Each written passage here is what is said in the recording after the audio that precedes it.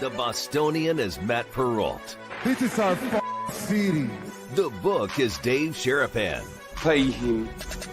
Pay that man his money. Together, they are the Bostonian versus the Book. You covered! You covered 12! I covered! Follow the show on Twitter at Boston versus the Book. How do you like them apples? Bringing you the best insight on sports betting news, Matt and Dave's daily picks, and an entertaining and unfiltered dive into the sports betting industry. Here's Dave Sharapan and Matt Perrault. And here we go.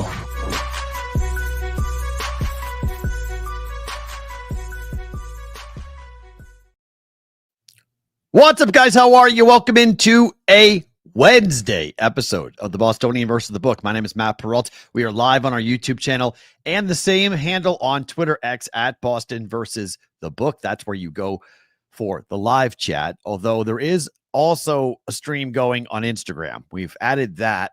That's worked out fairly well, but it's on my own personal account at Sports Talk Matt, which is my personal account across pretty much everything on every social media account. So we're there live as well. I know people have been writing on Instagram. I'm sorry. I can't pay attention to that the way that I probably should because at least when it goes to Twitter or YouTube, I can see it on the same screen that I use to put everything else in. There's no integration at the moment. The integration maybe comes later, where if you post something on Instagram, I'll be able to actually see it here on the normal thread of how things go for us when it comes to things I can look at. I can't see everything, but we are live on Instagram as well. Replayed on Sports Grid Television and on Sirius XM channel 159. Thank you for you guys who are watching on the replay, listening, whether it be driving across this country or just on the Sirius XM channels, apps, wherever you guys may be. Thank you for being here. We've got Bill Bender coming up here in a couple of minutes from the Sporting News. We're going to talk about Farmageddon, Iowa State and Kansas State. Opening line will be sort of in the same vein. We're going to talk pro football in the opening line, but it pertains to one college football player. And then we'll get Bill's take as to what's going on with Arch Manning and all of the obsession that's going on right now in the NFL and whether or not he's going to come out or stay at Texas. The game against Ohio State might tell a lot to us about the future for the next Manning, whenever that Manning decides to join the NFL, which could be next year or the year after. We got some baseball things to get into. We have not looked at the World Series market all that much. We're going to do that coming up today. It is a Wednesday, but because tomorrow we are live at Circa and on Friday we're at Circa, the Cut It Out segment of the week will be seen and heard today. So stay tuned for that. And my favorite thing about today at the end of the show is hysterical. As somebody who worked in Alabama, this is the most Alabama of Alabama things that happened yesterday that we'll get into. That is definitely my favorite thing about today, because every time I think about it, I can't stop laughing. So we will do that coming up at the end of the show. We start the program as we do each and every day with the opening line.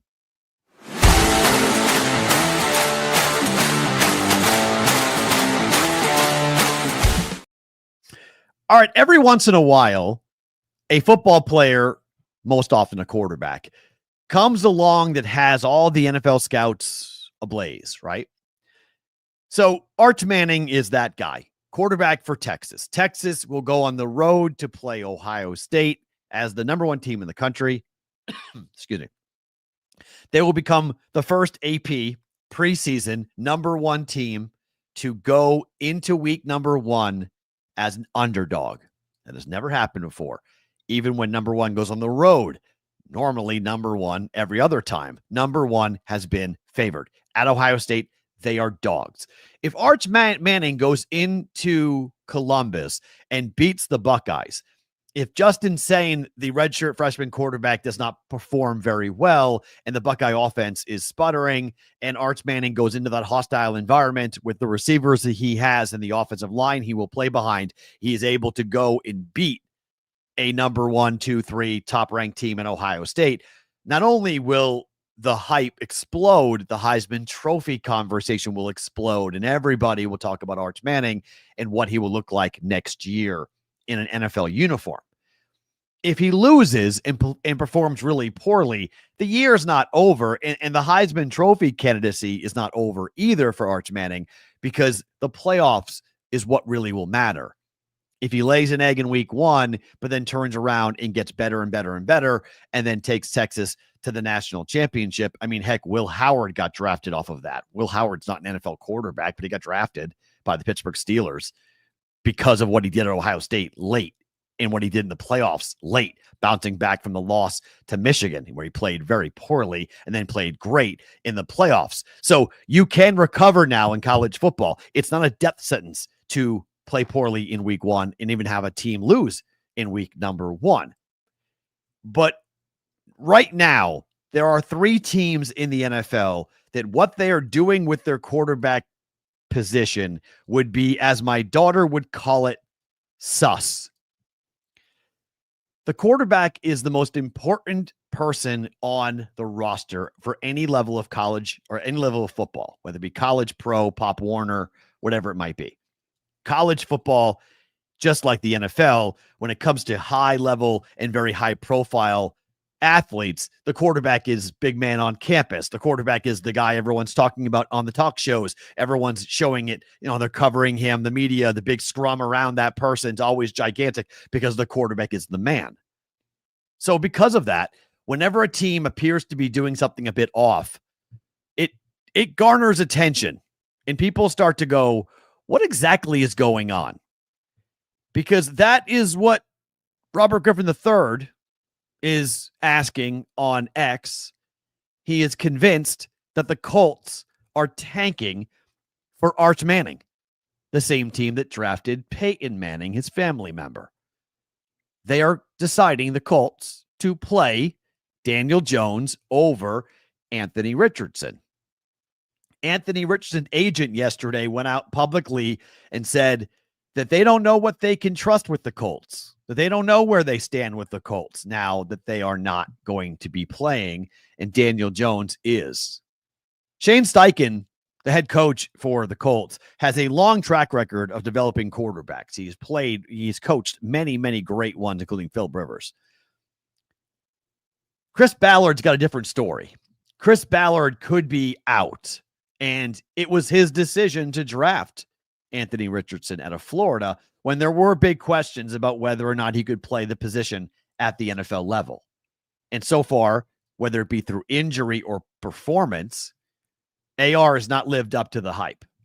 And there's a lot of speculation that he could be traded, or he may demand a trade out of the Colts. So are they playing Daniel Jones because Daniel Jones gives them the best chance to win? Or is it because the ceiling for Anthony Richardson is a lot higher than Daniel Jones, but so is the basement? The drop might be really far. So we're going to play Daniel Jones because we know what we have, which is what? What is Daniel Jones? I don't think many people know at this point after what happened with the Giants. So if the Colts are tanking for Manning, what are the Saints doing and what are the Browns doing? Because I think if you're going to say that they're tanking, because I don't know why they would play Daniel Jones over developing a younger quarterback, giving him the seasoning and the reps that you need. Well, if you know that Daniel Jones is just a C-level quarterback and let's just go ahead and play with him because we're not looking to win, well, then that's why you play Daniel Jones. Or maybe Shane Steichen knows something. Maybe the Colts aren't tanking. Maybe they know something because they've seen Anthony Richardson or they've seen the injuries and how devastating he can be for the offense when he goes down because he cannot stay healthy. So then it's not just the Colts. Now it's the Saints. They're also being questioned as to whether or not they're looking to tank, because they're going to go ahead and maybe play a rookie quarterback who's 26 years of age and Tyler Shuck. And people are like, wait a second. Headline: Saints tanking? ? Could Arch Manning save the Saints? Well, again, another team with ties to the Manning family, right? I mean, his grandfather played there. So wouldn't it make perfect sense for the Saints to tank for Arch Manning and to say, okay, we're going to play a 26-year-old rookie and we're raw. I mean, our defense is atrocious. And if you've watched anything in the preseason, you have seen the Saints defense get absolutely gashed. The Saints stink. Like, they are absolutely awful. So that's a big problem. They're not going to stop anybody. They play in a somewhat difficult division with the Bucs and the Falcons. And so the Saints aren't going anywhere. So they very well might be tanking, saying, okay, we have a young quarterback, but he's not really our guy. We want Arch because he'll sell tickets. He'll fire up the entire fan base. He'll make the city of New Orleans his oyster. It will be amazing if Arch Manning gets drafted. But there's a third team that's equally in this conversation, and it's the one that Colin Cowherd has been speculating for a long time because Jimmy Haslam is the owner, who is supposedly, quote, in love with Arch Manning. And so what are they doing?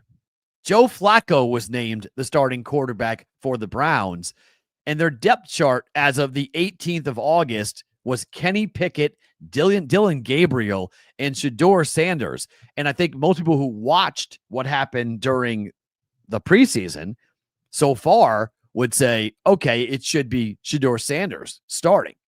The fact that the Browns are not starting Shedeur Sanders leads some headline, Cleveland Browns tanking for Arch Manning because they're playing Joe Flacco. Now, there was a link between both the tanking for Manning by playing Joe Flacco, but also the hiring of Nick Saban. There was some conversation about whether or not Nick Saban would wind up coming out of retirement to coach the Browns. You can kind of throw that away. Nick Saban said yesterday that Greg McElroy, who speculated at SEC Media Days, said Nick Saban will be coaching next year. Remember that quote from Greg McElroy? Nick Saban said that speculation would have gotten his ass kicked at Alabama. Greg McElroy. He is the guy on, Birmingham radio every morning, and he's the guy on ESPN calling games. Nick Saban's not a very big fan of his former quarterback telling the world that he is going to wind up playing or coaching college or pro football again at any time soon. So that half of the speculation with the Browns, Saban and Manning, is out the window, at least as of right now. It's out the window. My only problem with the entire conversation around tanking for Arch Manning is whether or not Arch Manning actually is the guy that teams should be tanking for. I know the last name is what the last name is, and he very well might look the part. He might go out and perform wonderfully, but we haven't seen much out of Arch Manning. Okay. He didn't play last year for Texas much. He came in certain situations. I believe he played in 3 games last year. And so if he goes to Ohio State, and again, if he wins that game at Ohio State, I will say, okay, all the hype, everything is here. But how often have we seen this where guys get all this love and all this attention in college, and then they don't pan out in the pros? They don't wind up being the next guy, the next great, the next everyone it quarterback in the NFL. So I'm a little bit on the skeptical side that tanking for Manning is a good thing. Now, you want the number 1 pick in the draft because it's not just the first pick in the first round. It's the first pick in the second, the third, the fourth. So there's a lot of benefit from being the holder of the top pick in the draft. Aside from being able to trade it out, you can take the best player available in every round. So you have a chance to build your team and be good in a couple of years if you hit on a couple of really good players. But the college game is not the professional game. I mean, Johnny Manziel was supposed to be this unbelievable talent that came into the NFL, and ask the Browns about how that worked. It didn't. So the last time the Browns got enamored and went goo goo gaga for a quarterback, it didn't work. It didn't work. So now I want to believe the hype with Arch Manning. I want to believe that teams should be tanking for a quarterback like him. But again, until I see it, I would be very skeptical.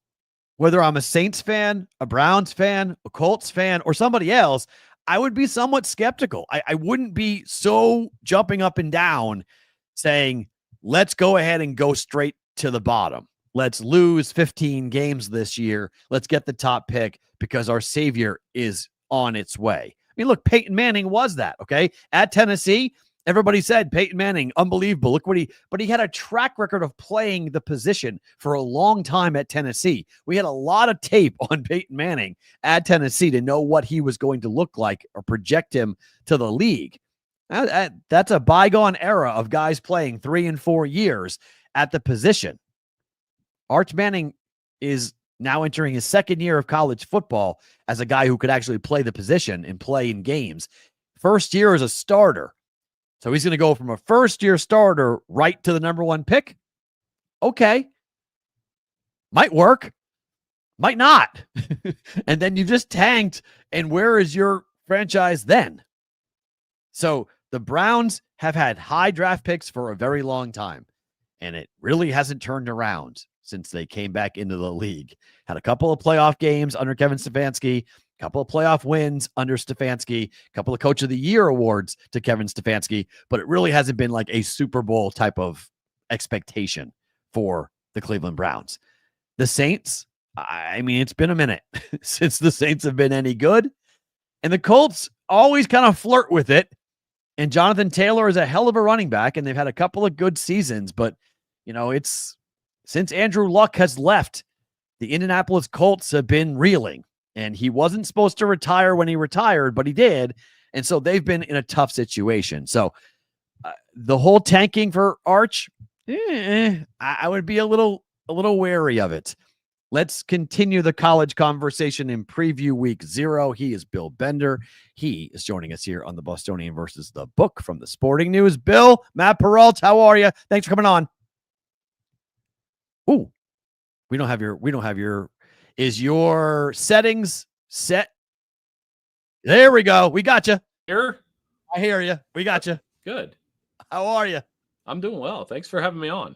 Well, let's go from there with the Arch Manning conversation. What is your expectation for Arch Manning with Texas this season? Oh, he's not going to be able to live up to the expectations, not when everybody thinks. You were just saying, you're exactly right. We had 4 years of college film on Peyton Manning. We had a lot on Eli. He played 5 years in college. He sat behind Romero Miller for a little while. But I think I understand the Arch hype.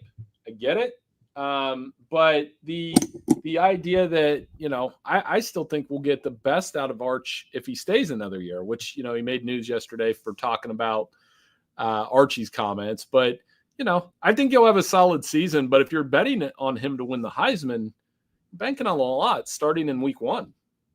Archie's comments about his grandson staying in college, how much does NIL factor into that and the money he's making at Texas? I think a lot.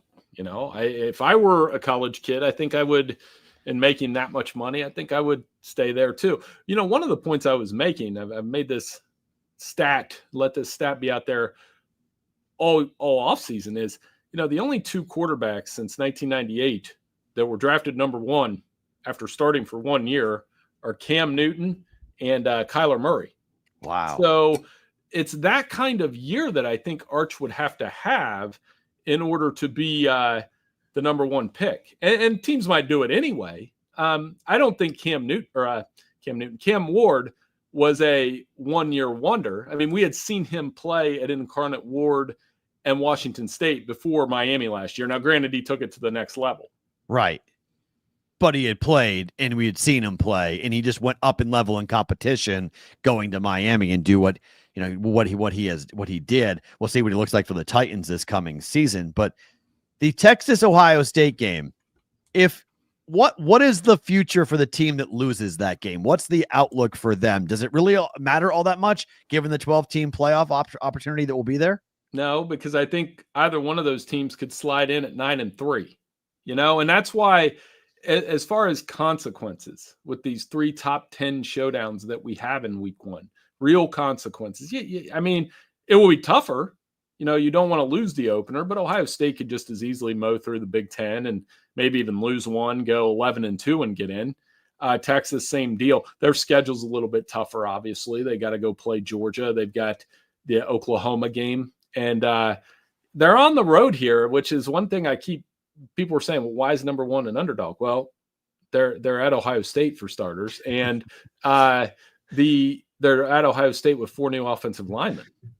That's a big stadium. I've covered a lot of games there, and your quarterback has to play well to win there. I always make the argument. I've been there. Ohio State's lost 3 non-conference games at home since the playoff era started. Wow. And those quarterbacks were Michael Brewer for VTech. He played really well that night. Baker lit him up. Yeah. Obviously he had a flag planting in there. And then Anthony Brown for Oregon. And Anthony Brown played very well that day. So your quarterback needs to play outstanding football if you want to come in there and win at Ohio State.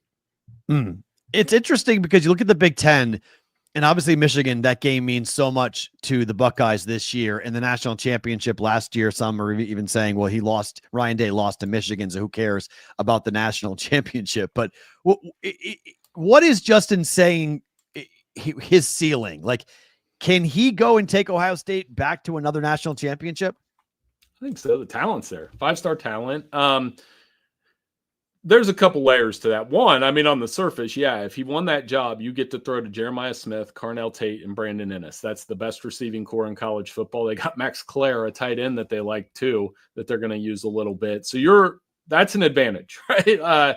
Somebody could make the argument, hey, I could go out and throw to those guys, but you really couldn't. But he can. And, the pressure, you just mentioned it. I think there's going to be a lot of pressure to beat Michigan. I think there's going to be a lot of pressure in that Penn State game, but he can do that. And, look at their last 4 quarterbacks.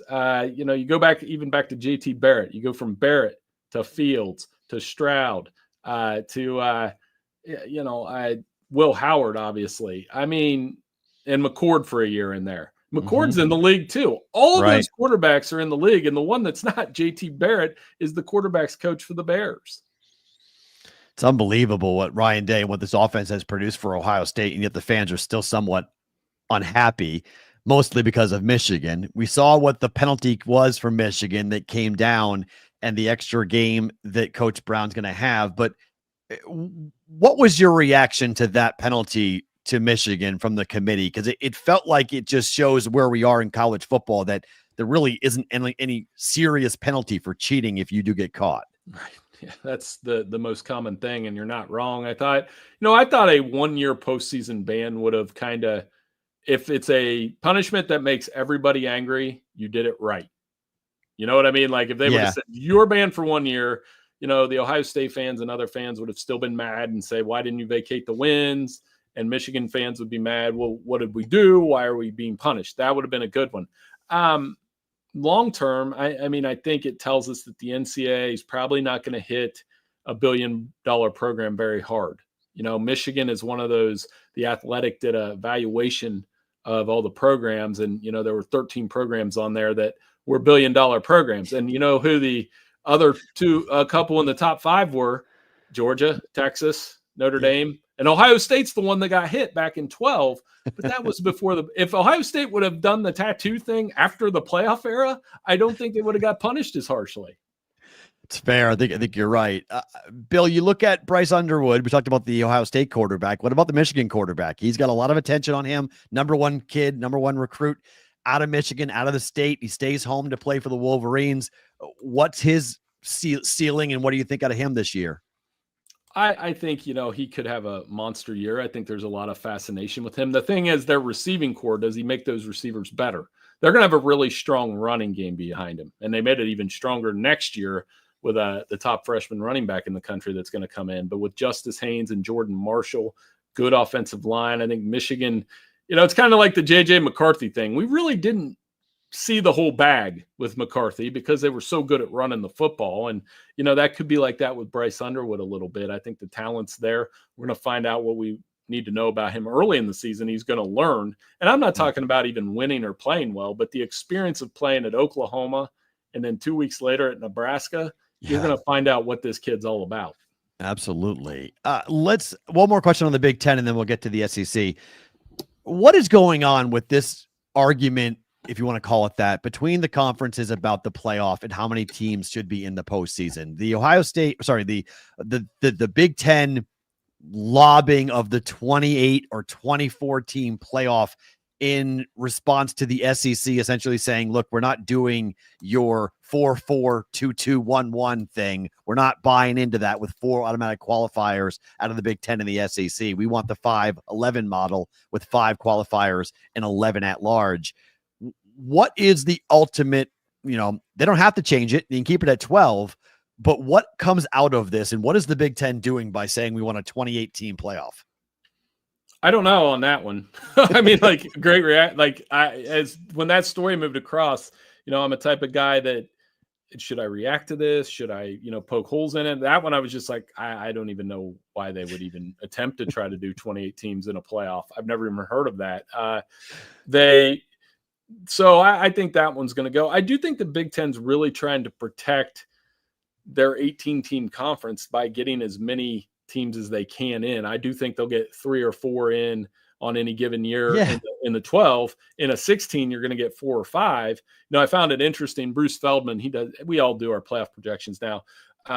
Bruce put his out today. He does a great job with The Athletic. I think he had 2 Big Ten teams in it, and I'm not poking holes in it, but I just said, man, if they do that, if it was just Ohio State and Penn State, I can't imagine the reaction in Tony Petitti's office. So yes, Michigan. See, I'm higher on Michigan than most people. I took Michigan 12-1 to go undefeated. I took Michigan at 10-1 to win the Big Ten. I think people are sleeping on that defense a little bit for Michigan and just how good they're going to be. They're going to run the ball and play defense, and I think that's a recipe for success. It was for Harbaugh, so I think that could be another. Well, I'm a little bit higher on Michigan than others are. And you watched him against Alabama then, clearly, because that defense is nasty, and it doesn't have like a Mason Graham or Aiden Hutchinson. But one of the things Harbaugh was able to do, and I think they're going to be able to do with Sharon as well and Wink, is I like the call, by the way, that they, like a Jair Hill or a Rayshawn Benny, or a Jashawn Barham, those guys could develop into first-round picks. They've done a really nice job of doing that. I mean, you're seeing what at least Kenneth Grant has been doing in the preseason. It's been pretty incredible. So we go to the SEC, and I am really fascinated, not with the teams at the top, but LSU and Brian Kelly, as to what this team's going to look like given their early schedule, which is not going to be easy, and the fact that their SEC schedule is going to be extremely difficult. How big of a year is this for Coach Kelly down south?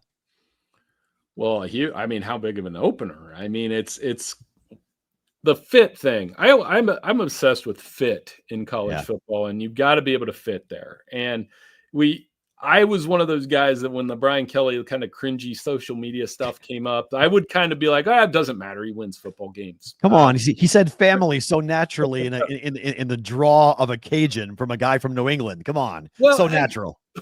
So confession, like if you're from the part of Ohio I'm from, like you might put on a little bit of a different accent if you go a little south in Ohio or a little north, but not that much, right? Like I wouldn't go down to LSU and attempt to do that accent. So, but my point is that they're struggling in the ranked games. He's 4-8 against ranked teams the last 3 years. And, that's they've lost 10 games, I think 10-3, 10-3, 9-4, 10-4, 11 games, and 8 of them are against ranked teams. They brought him there. Remember, the whole thing was, I'm going to leave Notre Dame and I'm going to go to win a national championship because Notre Dame doesn't have the things I need.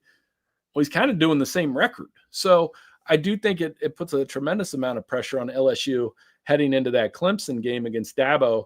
And on the flip side, Clemson, 3 losses against SEC schools last year. So there's going to be a lot of pressure on them as well. Cade Klubnik yesterday became the preseason AP quarterback first teamer, 4-year starter. I don't know who else they really would put there, just given the history that Klubnik has in college. But what's his outlook in your mind? Because it feels like Clemson goes as far as he takes them. In other words, can he stop throwing interceptions in big moments? I mean, the SEC games are where he's really going to be magnified. Didn't play well against Georgia. Didn't play well against South Carolina. They play LSU and South Carolina this year. He did kind of sneaky have 36 touchdowns and 6 interceptions. I remember the first time I looked at that back in like April when we started doing like off-season prep. I was like, really? I was like, you have to almost go back through the game logs. But 21 touchdowns, 3 interceptions in ACC games. So he'll put up numbers. I'm kind of with you. I want to see it. Can he be that kind of Clemson quarterback that Deshaun was and Trevor Lawrence were? Both of those guys were runners-ups in the runner-ups, whatever, in the Heisman Trophy race. And I don't like, if Klubnik can do that, man, they'll be in business. Week 0, we have a ranked versus ranked matchup. It's only the second time since 2000 that we have had the opportunity to watch these two ranked teams, and two ranked teams, frankly, to play in the first weekend of college football. Iowa State, Kansas State. Farmageddon is over in Ireland. Who do you like here? Because both these teams, this is a big kickstart to the year if they can come back from Ireland with a win. I had to like almost flip a coin, because here's the thing. I like a lot of things about Iowa State in this game. They beat Kansas State 3 of the last 4 years. 3 of those games have been 1-score games. They did lose both receivers. That's the fact that you're going to hear the announcers harp on over and over again. Well, both of those receivers are with the Texans now. What's Rocco Becht going to do? They do have a strong running game, a strong kind of grimy defense that just makes you work. And then on the other side, Kansas State had 2 turnovers in that loss last year. So I think if Kansas State protects the football, they win the football game. And I know that's basic, but Avery Johnson will make some plays. They'll run the ball with Dylan Edwards. They've got a strong defense around Austin Romaine. What you can account for, and I didn't do it right last year, and in fairness, not too many of us did. Florida State played poorly. Georgia Tech played well. Which team kind of you're playing in Ireland? Right. Like you're playing all the way over there. Who kind of settles in first, and we'll find out. Yeah, it's a good point. And Georgia Tech used that as a huge springboard, and that was our first real indicator that things at FSU aren't going to go well this year. And yet for Tech, they were really good, and they could be really good again this year in the ACC. Maybe the second or third team behind Clemson in the ACC. But what do you make of Avery Johnson's season in his Heisman Trophy candidacy? Could he be a guy that winds up maybe not winning it, but in New York? I like the players with that combination of make plays in the air and rushing yards. If you look at the Heisman over the years, I did this stat with here's a deep Heisman sleeper for you, for example, Devin Dampier at Utah. Okay. And what caught my attention was 1,000 yards rushing last year. And I don't know if he'll do that at Utah, but Cam Newton, Johnny Manziel, Lamar Jackson, Kyler Murray, Jaden Daniels, all of those guys ran for 1,000 yards. Wow. So when you have the quarterback that runs for 1,000 yards, I don't think Heisman voters can, as opposed to 888 yards. But when they get to 1,000, I don't think voters can ignore it, because when you get that ballot, you have them, all those numbers out there, right? And it is a statistical award on some level. So if he can get to that kind of number, and that's asking a lot, you can absolutely win the Heisman Trophy at that point. I know we're bouncing around a lot, but I want to ask you about Utah, because that was a very unlike year for Utah last year. I mean, they were abysmal for pretty much 2 months, but the NIL and the transfer portal world, you can flip a switch pretty quickly, and it looks like Utah is going to be able to do that. Where are you on Utah? Yeah, I think they're anywhere from 7-8 games. I don't think they're going to go 5-7 again. They just didn't have the quarterback answer down. And like I mentioned Dampier earlier, 1,000 yards rushing.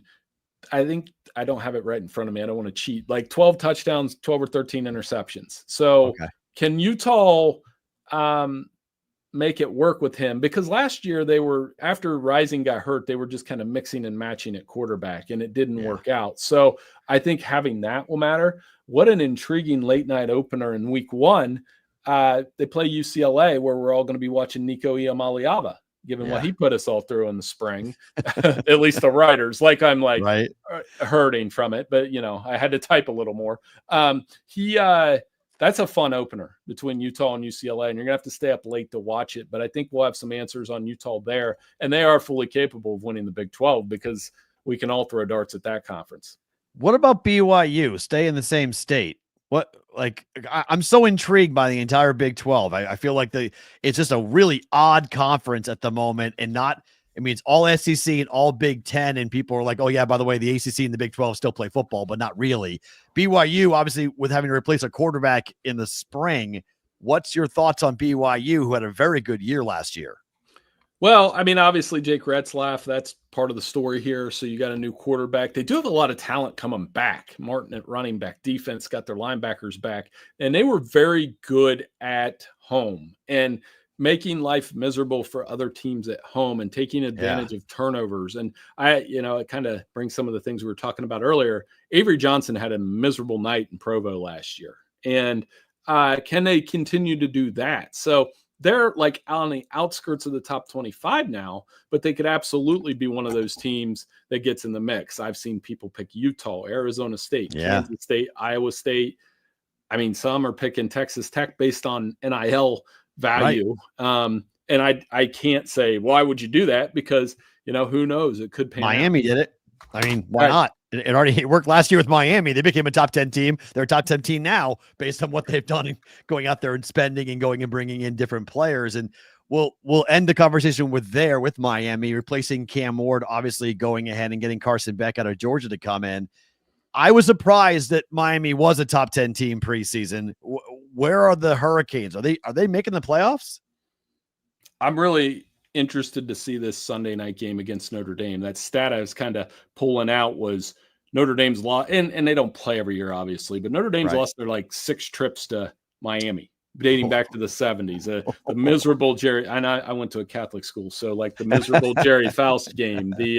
I was at the one 17 when Mark Richt, it was 43-8. So how does Notre Dame play there with CJ Carr in his first start versus, okay, Miami, another team? Can they win these big ranked games and Carson Beck, who's 24-3 as a starter, had nothing but good things to say about Mario Cristobal and Shannon Dawson at ACC kickoff. And I think he makes them interesting. They've got dudes on both sides of the line. Francis Mauigoa and Ruben Bain are first-round picks. So they've got some talent there, but can they do it in the big stage, in the big game? I'm glad that game's in a Sunday night standalone spot, too. Yeah, that's going to be absolutely awesome. Bill, this was tremendous. Thank you for the time. We'll do this again soon. Have fun in week 0. Should be a lot of fun to watch college football back on our TV sets. Anytime. Thank you so much for having me on. Let's do it again. That's Bill Bender from the Sporting News joining us here on the Bostonian versus the Book. Great to get him on the program, breaking down everything with college football coming up in week number 0. That was cool. And yeah, the Irish, look, I'm high on the Irish. I like them. We did their schedule back in, I think, July, and it's the Miami game's tough, but after that, they got some winnable football games. We're going to find out a lot. And this is, I know in the playoff era, people were very concerned about what exactly regular season football would look like in college. But if we get a chance to watch 1 versus 3 and LSU, Clemson, and Miami, Notre Dame, we get a chance to watch these games early because there is no penalty for losing. That's beautiful. I mean, give me more of that. Don't do this Indiana scheduling nonsense where I don't know what Signetti's doing. We're going to schedule like the SEC. We're not going to go ahead and put that's dumb. It's not smart. If I'm Indiana, I put my foot down on the gas. I don't let my foot up. I don't try to stack wins. That's dumb because we just saw it. They put you in when you had a soft schedule and it didn't go well. So now you're thinking we're going to have another soft schedule. That's not intelligent. Play hard teams. Take the college basketball model and apply it to college football. Let's play best on best. Let's play the best players. Let's play the best teams early. Let's do this because then we have a better barometer and a better measuring stick and thermometer, if you will, as to who is hot and who is a team that we should be putting into a college football playoff. I mean, my God, we're going to have 16. We know this. 16 teams are coming. So we're going to have 5 qualifiers and 11 at large. We need something to break up the conversation as to who gets seated where and who is in and who is not. You do that by having a big non-conference win like we've seen with college football. So I hope that we get more of the Texas, Ohio States of the world. Let's play more like that and have an unbelievable opening kickoff, which is perfect because I can't move. I'm going to be laid up with surgery, and I get to watch college football nonstop all not Labor Day, right? Well, over Labor Day weekend. The next weekend. That's the first NFL season I'm going to be laid up. I'm going to be on Cape Cod for the Labor Day weekend saying goodbye to my freedom. So I guess I won't be watching as much college football as I thought, but I'll watch quite a bit of it. Don't get me wrong. I will watch a lot of it. Opening line was on college football. Let's go to what happened last night and talk some baseball.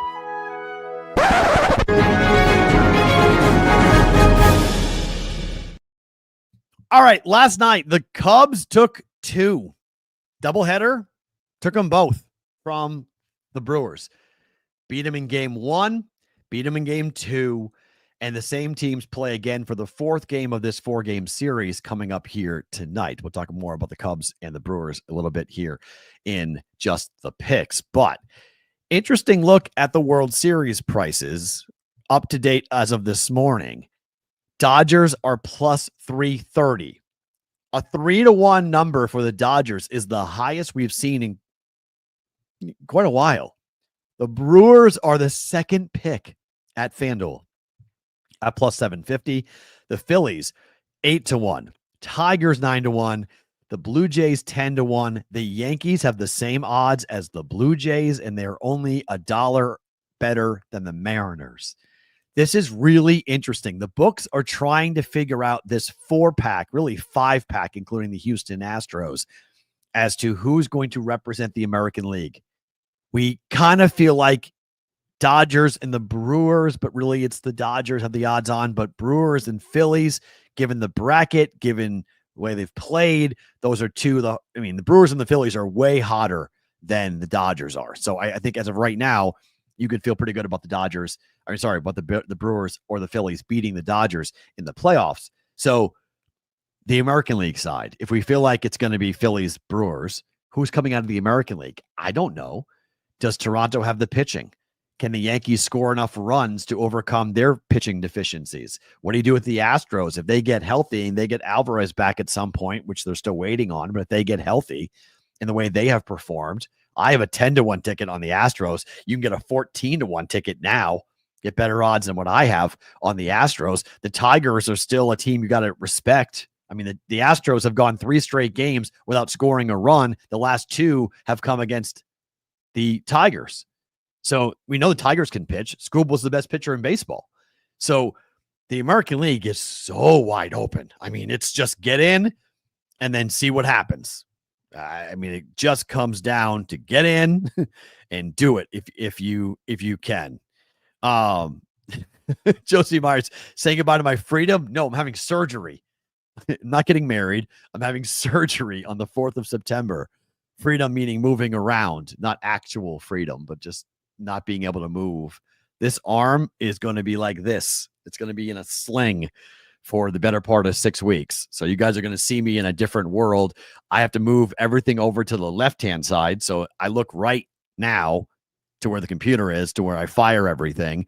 And then I got to move everything over to that side because I'm going to be having to use my left hand for everything because my right arm is going to be, unfortunately, not even there. So, not usable for quite a while, unfortunately. The Yankees hit 9 home runs last night against the Rays. It's the 4th time that's ever happened in a Major League Baseball game, and 2 of those times have been done by the Yankees, if you can believe that. So Yankees hammered the Rays. It's funny though. I'm going against everything that you saw last night. I'm totally fading all of that here when it comes to just the picks.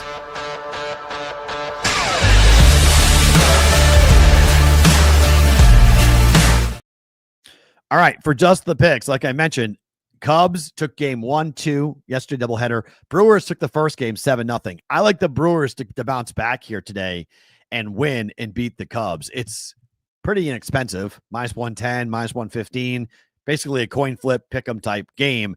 And given the Brewers and how good they have been, losing back-to-back games for them, they've got Jacob Misirovsky on the mound today up against Colin Ray, and Colin Ray has not been nearly as good at Wrigley as he has on the road. Misirovsky has not been great on the road, but really it's come down to one bad start for Misirovsky.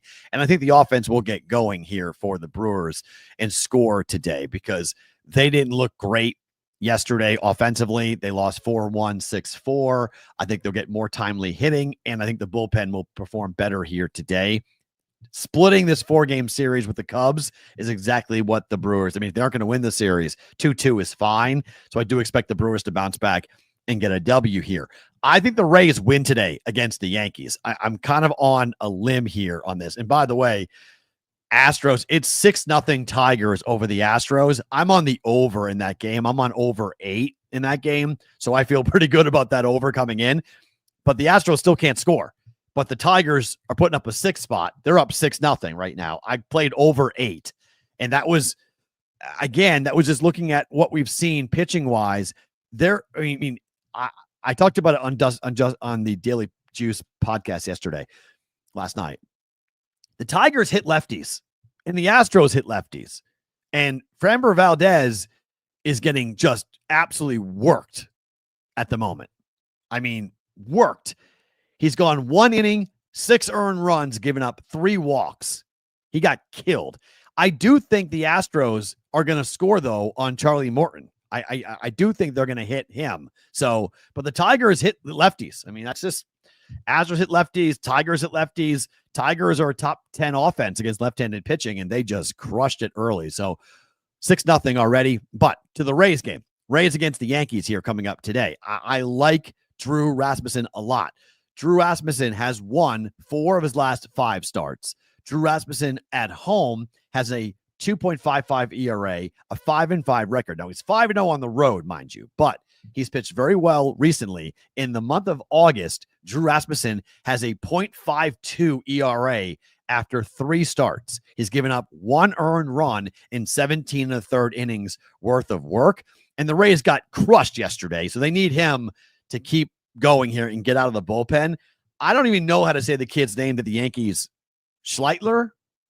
Cam Schleitler, that's his name for the Yankees, 24-year-old.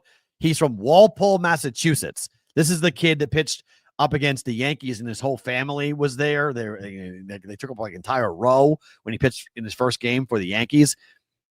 I'm going and taking, and look, our stream for Instagram went down. That's unfortunate if that happened. Okay, just got an alert. Our stream for Instagram went down.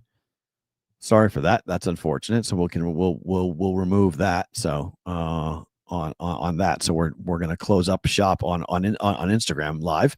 Sorry about that. So that's what happens, unfortunately, when things go down, but that's technology. It's great when it works and not great when it doesn't. But Rays money line. Give me the Rays to win today up against the New York Yankees. There isn't a prop bet that I like today. I went looking. I've been ice cold betting props in baseball, and I'm just going to wait for pro football to come around.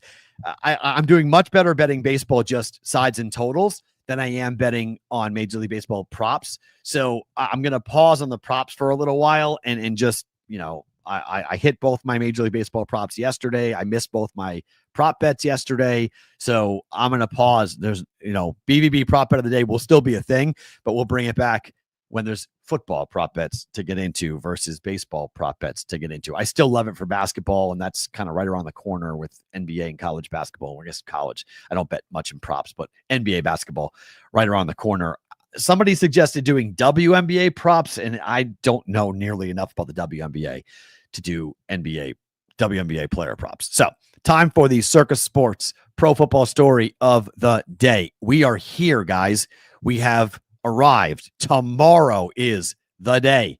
The ultimate contest weekend begins at Circus Sports tomorrow. We are starting at 2 p.m. Eastern, 11 a.m. local in Vegas, in the ballroom upstairs at Circus Sports.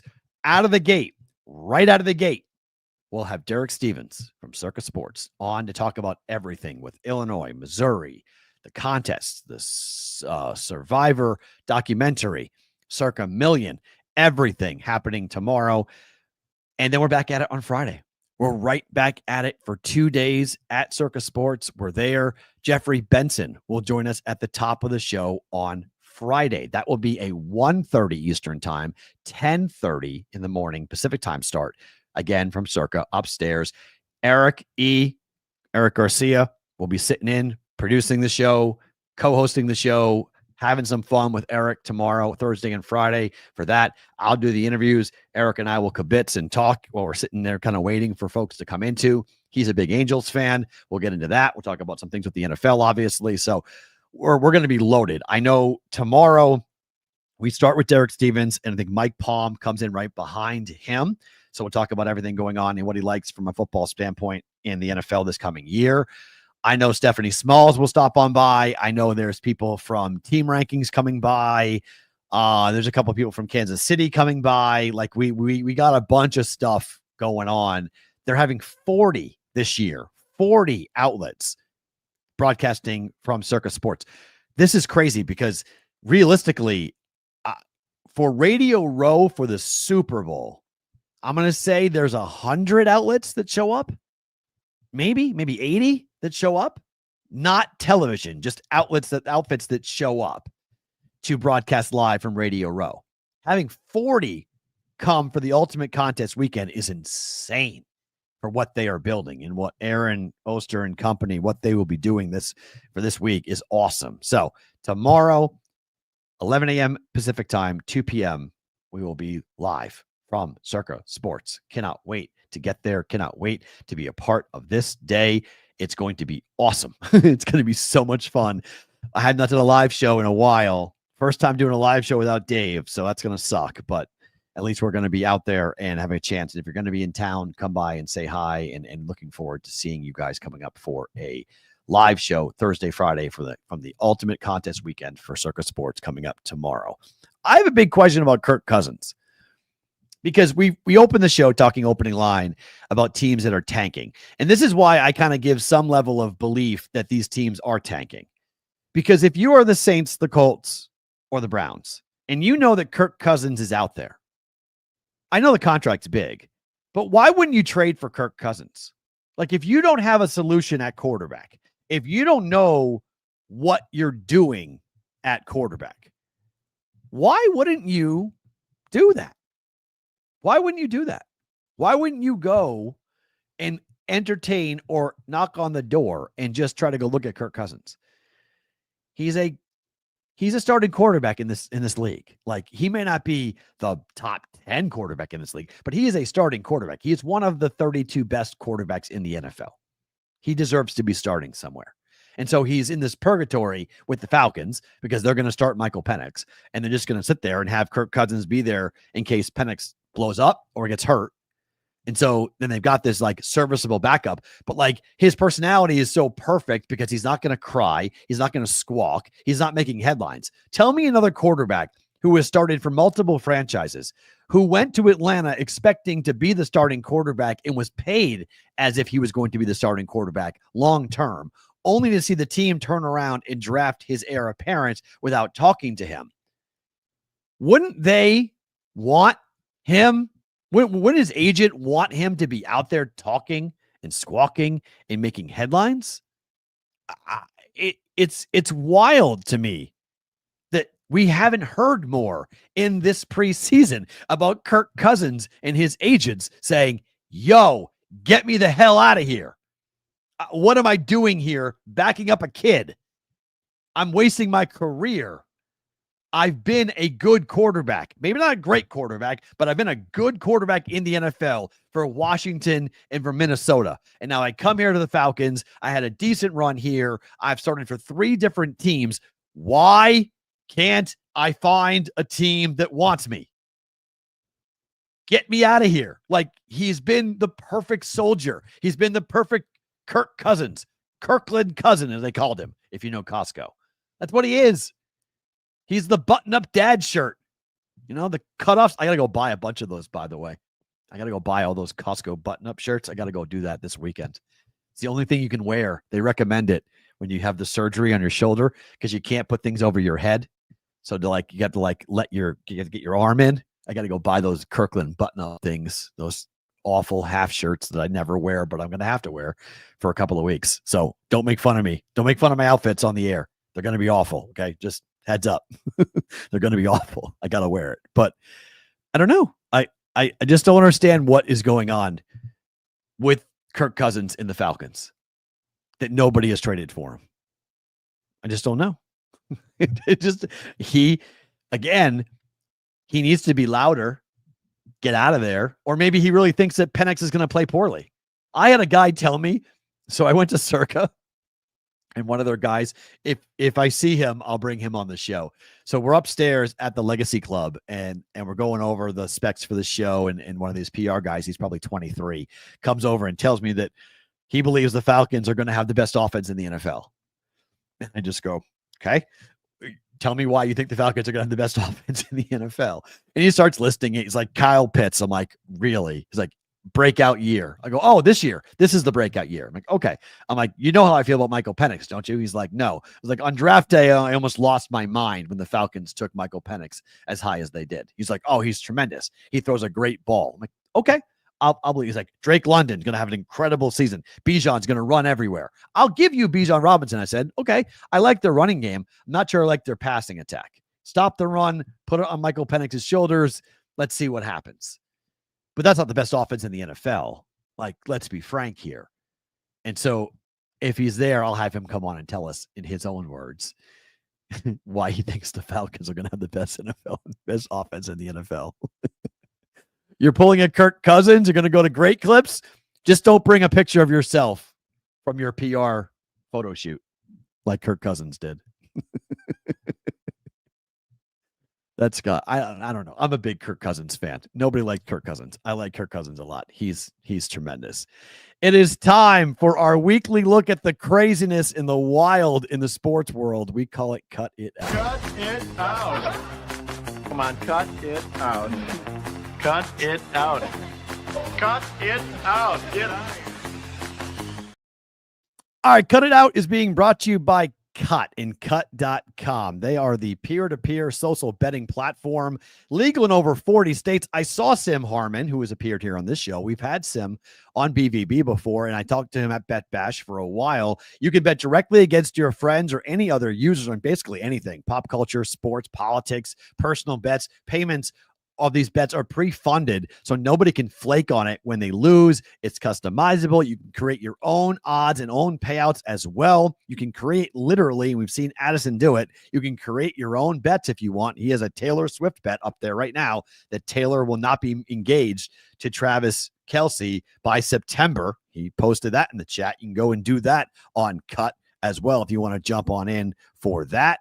It's social first. Chats, fan groups, betting leaderboards, and more. You can download Cut in the App Store. Go to cut.com. That's KUTT.com. Or go to play.cut.com to download an Android app for Cut. Our Cut It Out story of the day. This actually happened here in Las Vegas. This is absolutely ridiculous. Justin Bieber had an impersonator. This guy showed up. And all of a sudden, everybody thought it was Justin Bieber. So much so that this guy was able to get up on stage at XS at Wynn. He then ran up a $10,000 bar tab. A $10,000 bar tab by the fake Justin Bieber to let this guy go ahead. And it fooled everyone, including the DJs that let the guy go up on stage, because that happened. That's not Justin Bieber. That's a fake Justin Bieber. And people put this out all over social media that Justin Bieber was at Vegas at XS performing. That's not Justin Bieber. That is some clown just claiming to be Justin Bieber, rolling around, doing whatever he wants.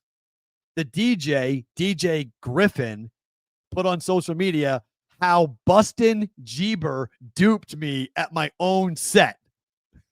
The audience was completely and totally fooled by this entire thing. Completely fake.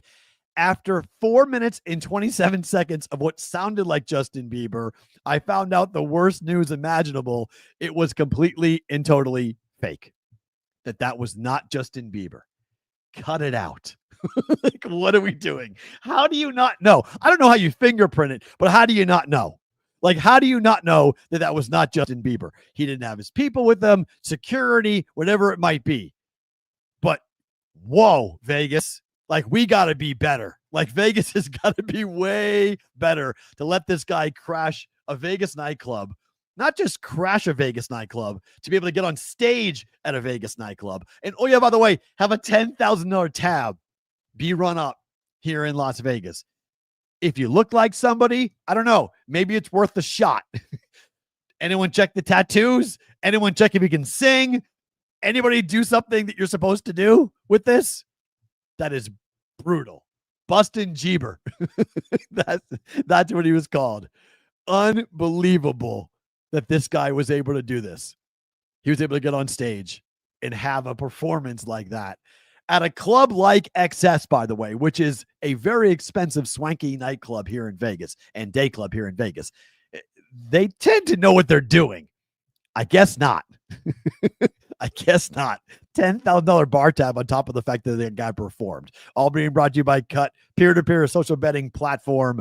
Go check them out at cut.com, KUTT.com. And BvB audience members, you get 10% bonus on your first deposit with the promo code BVB at Cut on the Cut app as well. 10% bonus on your first deposit using the promo code BVB. If you guys are watching live, stick around. Don't move. Bonus time coming up. If you're on the replay crew on Sports Grid TV or SiriusXM, thank you for being here. We appreciate it. We're back tomorrow live, not live, but recorded from you guys.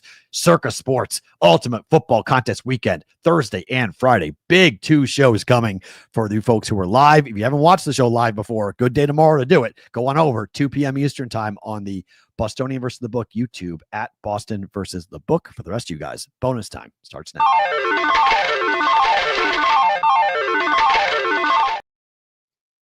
Don't they check IDs?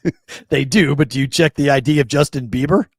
Do you walk up to Justin Bieber and say, "Hey, give me your ID"? I don't know. You may say, "I don't have it. I don't walk around with my ID."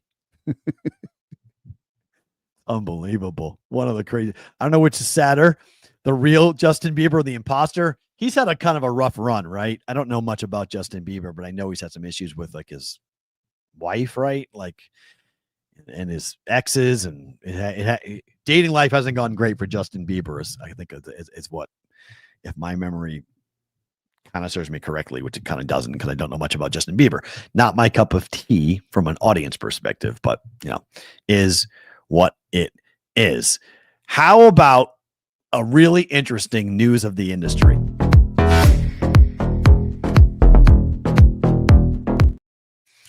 I say that a little bit with a tongue in cheek because there's a new study that is out from Ole Miss talking about what college kids are interested in doing. They want to bet, and they don't really care if it's legal or it's not.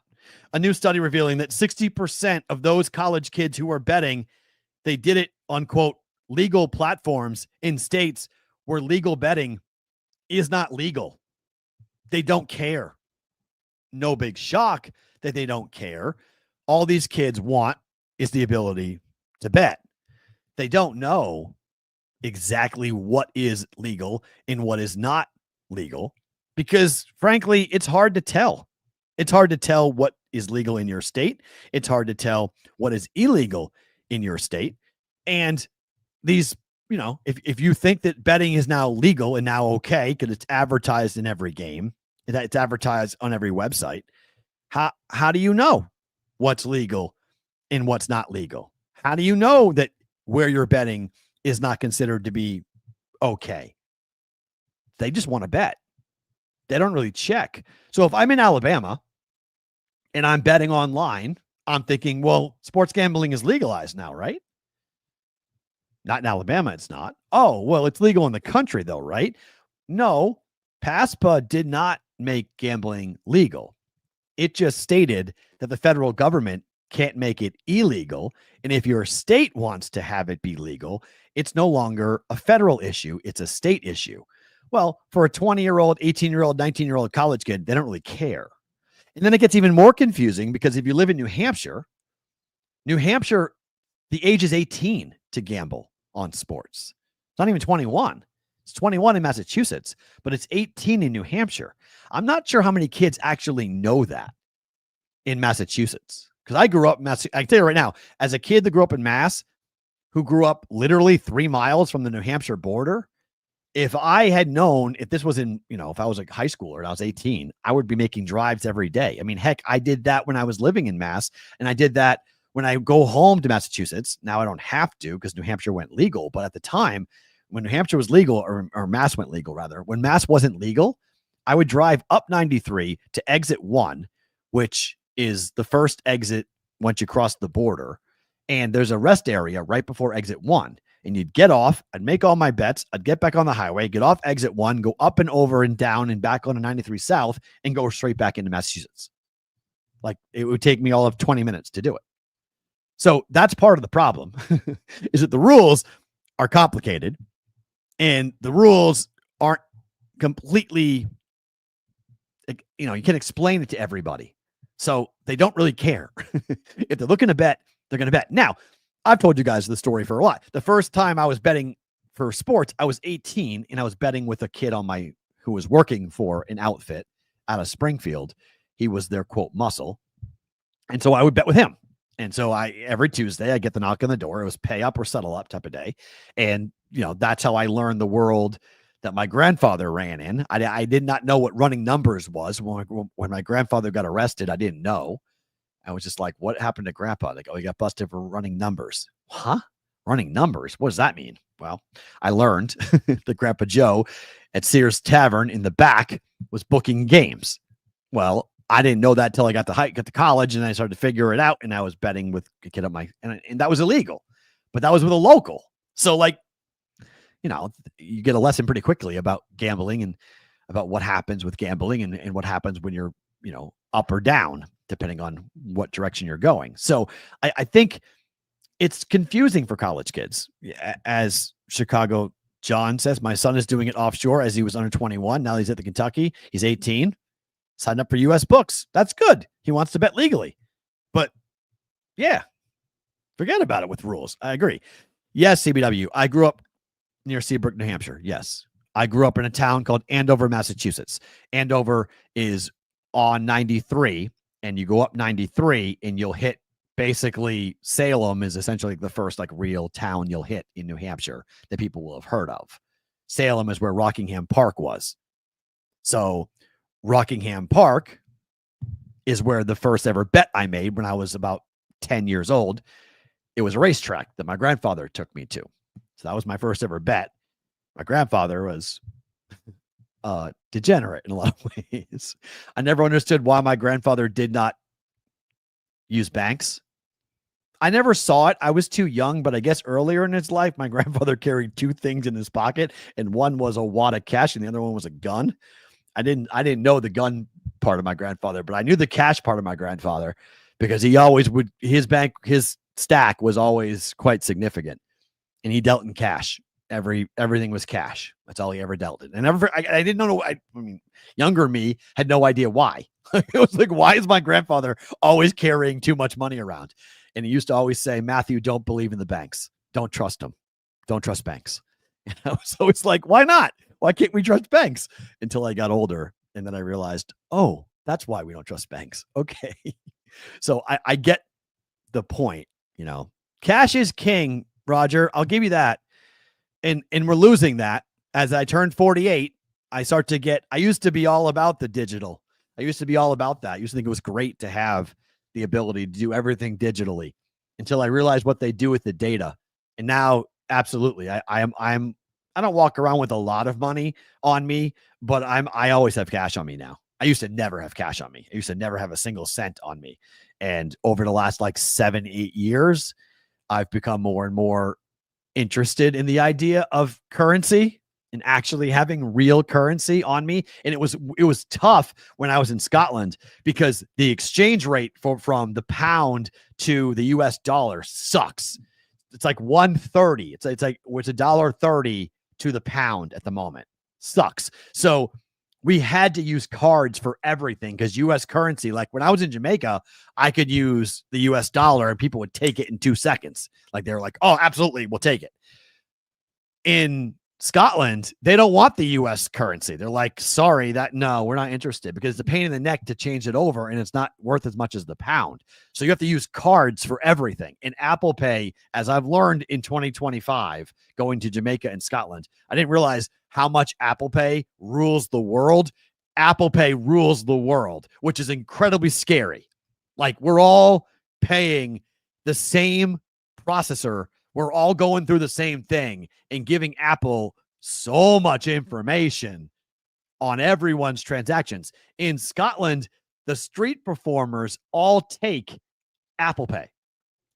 My daughter held this gigantic owl, and the guy charged $8 for her to or £8. So it was whatever, $10.50 American to have her hold this owl on her arm. And it was like the highlight of the entire trip for her that she got to go ahead and hold this gigantic owl. Well, I paid that guy with Apple Pay. Like, that's how I paid him, was with Apple Pay. So it's a very weird deal. Yeah, I like cash. I like cash. Tap to pay is very easy, Vinny. You're absolutely right. It's easy and you forget about it and it's quick, and credit card pay and everything else. But I personally prefer cash-ish. What did Ish say? What's a bank? All my cash is under my mattress. That was my grandfather's philosophy. That was him. $2 now locked into. Yep, there we go. When you give a super chat. Yep. So, but nobody uses Google Pay though. That's what it's called, right? Is it called Google Pay? What's Google's thing? Apple Pay just rolls off the tongue. I don't know. I've never used an Android payment system, so I don't know what it is because I don't have an Android. I've had an iPhone for 20 years basically. I think the last non-iPhone I owned was a Motorola. I don't know. Maybe a StarTech was the last non-Apple iPhone. I mean, I had the Apple. I didn't have the first iPhone. I had the second one. So I've had it since Apple II, since iPhone 2. I've had it, and now it's up to what, 17? It's coming out in October. So it's been a while. I haven't used Android stuff though, so I don't know. It's a weird deal. It's a very interesting situation. I do use both. Google Wallets on your phone, Nate. Okay. I use the Apple Wallet for sure on my phone. Absolutely. And as I learned internationally, it's a big deal. I mean, and the benefit is, at least when I was in Scotland, the benefit is the pound, it does all of that math for you. So you don't have to sit there when someone says like it's 15 pounds. You're not like, how much money is that American? You don't have to do that. Like, you just scan it and you get dinged. Obviously, we're paying 30 cents more for every transaction. For every pound, you're adding 30 cents onto that from the American currency. But it makes it easy. You don't have to think about it until like you start doing the math and go, man, that was an expensive trip with more than I thought when it comes to pounds. Because 5 pounds, you're like, oh, it's not that big of a deal. It's 5 pounds. It's more like $7. You start doing the math, and all of a sudden it's like, that's interesting. Like, I learned that with Ubers, because we took Ubers everywhere because Ubers work over there. And like, you start going, oh, it's only a $15 Uber ride. And you start like looking at it going like, oh, wait, it was more than that. It was a lot more than that. CBW, you had a flip phone. Apple's bringing that back. Android's had a flip phone for a while. They have that flip thing. And supposedly that in October, that's when, wow, a Motorola Razr. I definitely had that, Jimmy Football. I 100% had a Razr. No debating that. I had a Razr. I had a StarTech. I had the Motorola brick thing. Remember that big brick? And then, Canadian? Yeah. 1 pound is 186 Canadian. Yeah. It's not good. Like, it's not North American currency up against the pound is expensive as hell. It's, and that's, Canadian versus the United States, same thing. So the US dollar is stronger than the Canadian. What do you guys call your money up there? Sorry. I don't know. I forget what you guys use, but that's, the dollar versus the pound. That wasn't great. that was not all that great. Time for my favorite thing about today.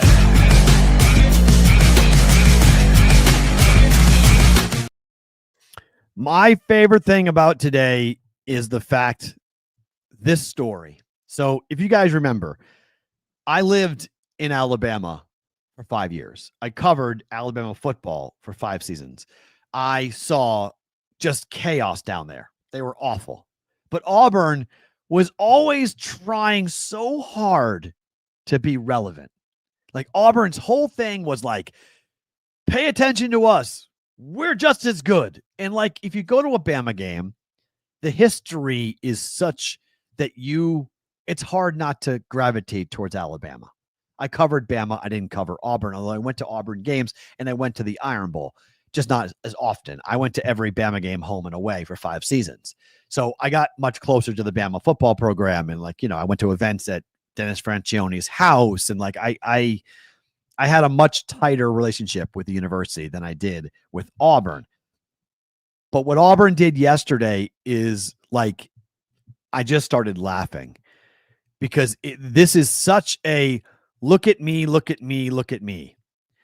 Auburn is claiming 4 more football national championships out of thin fucking air, including the 2004 championship when they did not even make the BCS title game.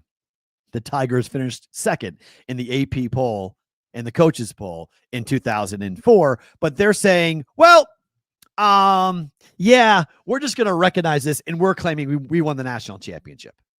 Like this is what which team? Not South Florida, UCF, Central Florida. This is what they did with Scott Frost when they went undefeated. On Tuesday, the Tigers, their athletic director, John Cohen told On3 the following, quote, "For too long, Auburn has chosen a humble approach to our program's storied history, choosing to recognize only the Associated Press national championships. But starting this fall, we have made the decision to honor the accomplishments of our deserving student athletes, coaches, and teams from Auburn's proud history. Our visible national championship recognitions now align with the well-established standard used by the NCAA's official records book and our peers across the nation. Before Tuesday, Auburn claimed the 1913, 1957, 1983, 1993, and 2010 national championships. Now they're adding 1910, 1914, 1958, and 2004, the same year in 2004, where Auburn went 12-0, but finished in the rankings behind USC and undefeated Oklahoma. USC blew out Oklahoma for the national championship, and then Auburn wound up finished second in the AP poll. USC got 62 first place votes, and they got the national championship. I mean, Alabama has done this too, okay? Alabama claims a 1941 national championship that they went 9-2, but it just reminds me how stupid college football was before we had a playoff. And it's still stupid because we're arguing about 24, 28, 26, how many teams we'll wind up with. We have 12 for this year, but it was the only sport on the planet that determined its champion by people's opinion rather than playing it on an actual surface to go play a game to determine who the best team was. That Auburn can go back and just go, we're just going to take this. Like, we won 4 more. So now we have 9. We had 5. Now we have 9. Like, what? How do you just make this up? Because Alabama, I mean, granted, I'm not saying that Auburn's the only one that does this. If you read the Alabama media guide, which I have, every year they'll talk about the national championships. And sometimes you're like, wait, what the hell are you claiming? Like, wait, huh? Like the UPI. Do you remember that? The UPI was a thing back in like the 40s. It was the AP, Associated Press, and the other side was the UPI. Or was it API? I think it was UPI, right? United Press something or other. But they had to vote too, and they would vote a national champion. Not because they played, just because some dude who writes for them in the Midwest just chose it. That's why in the fight song for Alabama, they rip on Notre Dame. Because of the fact that the Irish would go ahead and claim. Thank you, Jimmy Football. It was the UPI. Okay, I was right. But yes, this is exactly like the 2017 national championship for the Golden Knights. The exact same thing. Favorite thing about today is that we can just go ahead and make up championships and go, yep, I won. Yep, this is the number 1 show on the internet. Why? Because I said so. I'm just claiming it. I was humble before, but now I'm not humble anymore. Now the show's number 1. Best show, number 1 show on the internet. Clip that. Guys, we're live tomorrow at Circa. Eric joins me. Garcia's joining me. Top of the show, 2 p.m. Be here for the top of the show. Derek Stevens, Graham Poobah of Circa Sports. We got a lot to talk about with Circa and what's happening for the Ultimate Football Contest weekend. Circa Million, Survivor, Missouri. They got the standalone. They got that license. Little engine that could. Illinois, big news there with the minimum bet. We got that to get into. And oh yeah, by the way, a gigantic NFL season to break down Thursday, Friday, Mike Palm, Jeffrey Benson, 10:30 Pacific, 1:30 Eastern on Friday. And then who knows who else is going to sit on down. It's a 2-hour show. Tomorrow, 2 hours. Friday, 2 hours. We're back to what it used to be from a length of period of time. 2-hour show Thursday, 2-hour show Friday, live from Circa Sports. Hope to see you all in the chat, if not live on the replay for a Thursday's Bostonian versus the Book.